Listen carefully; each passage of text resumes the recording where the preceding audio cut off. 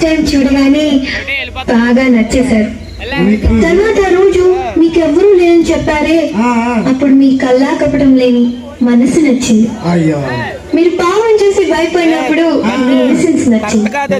వీటన్నిటికన్నా ఈ రోజు మా ఫ్యామిలీ కోసం ఫైట్ చేశారే, మీ సాహసం నచ్చింది. సో ఐ థింక్ ఓకే, నేనే చెప్పేస్తాను. మీరు నాకు పర్ఫెక్ట్ అని డిసైడ్ అయిపోయారు. మా ఇంట్లో కూడా అందరికి మీరు నచ్చడం వల్ల ఐ లవ్ యూ.